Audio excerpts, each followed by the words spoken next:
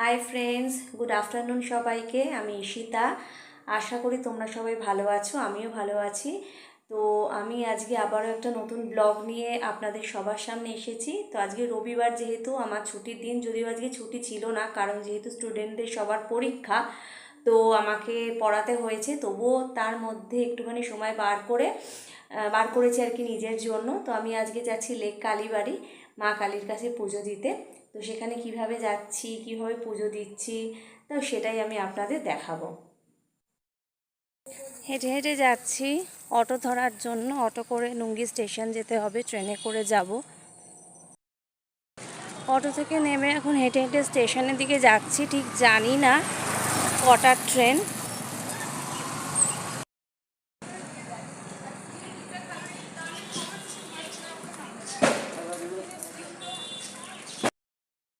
ট্রেনে উঠে পড়েছি।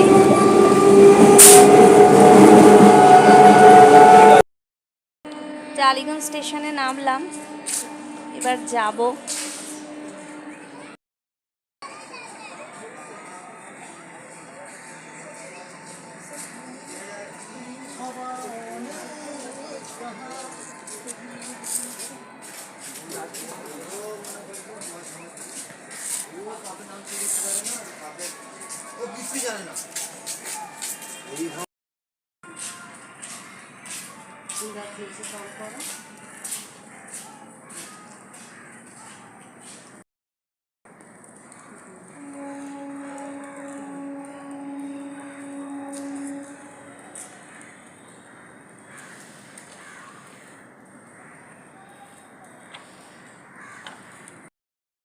লেকের পাশ দিয়ে যে রাস্তাটা আছে, সেই রাস্তা দিয়ে যেতে হবে। 10 থেকে 15 মিনিট টাইম লাগবে।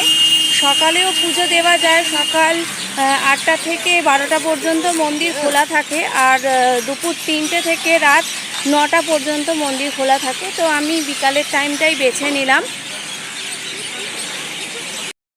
আর যারা মেট্রো করে আসবেন তারা রবীন্দ্র সরোবরে নেবে, লেকের রাস্তা ধরে গেলেই হয়ে যাবে। কাউকে জিজ্ঞাসা করলেই বলে দেবে।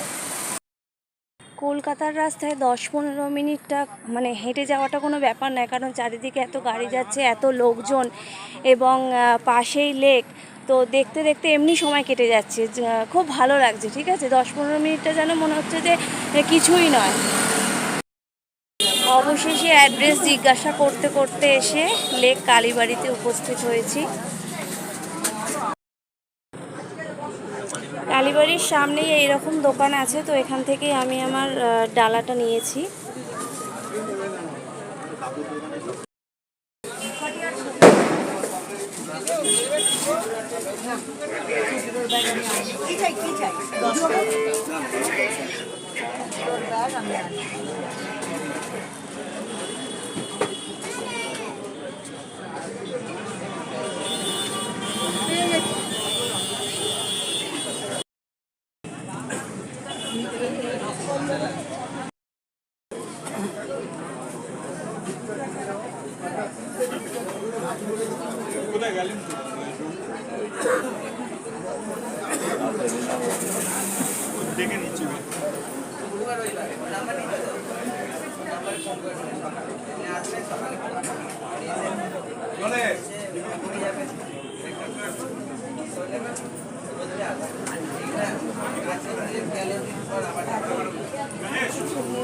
মায়ের মুখটা ঠিক ভালোভাবে বোঝা যাচ্ছে না।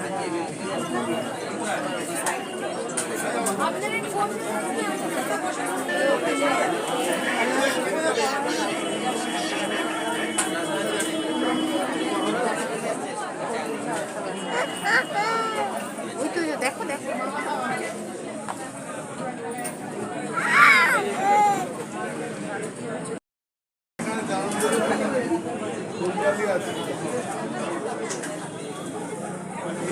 रुकिए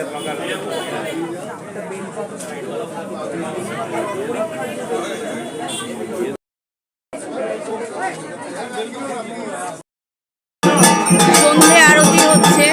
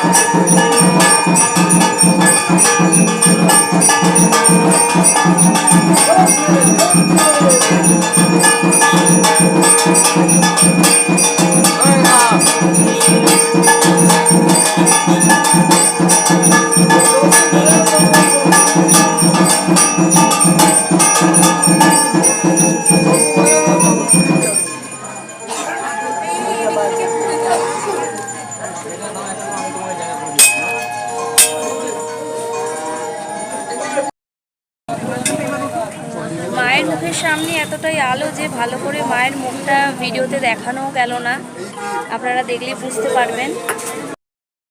ধূপকাঠি মোমবাতি আর কি লাগানোর স্ট্যান্ডটা মন্দির থেকে দুপাত দূরেই আছে, তো এখানেই আমি ধূপকাঠি আর মোমবাতিটা দিয়ে দিয়েছি। খুব সুন্দরভাবে আজকে সন্ধ্যাবেলাটা আমার কাটলো লেক কালীবাড়িতে, খুব ভালো লাগছে। পুজো খুব ভালোভাবে দিয়েছি, খুব সামনে থেকে দিয়েছি। তবে ভিডিওতে মায়ের মুখটা বোঝা যাচ্ছিল না, কারণ মায়ের মুখের সামনে এতটাই আলো আর কি দেওয়া ছিল, তো সেই কারণে ভিডিওতে খুব ভালো মুখটা ফুটে ওঠেনি। যতটা পেরেছি ভিডিওতে আমি ক্যাপচার করেছি।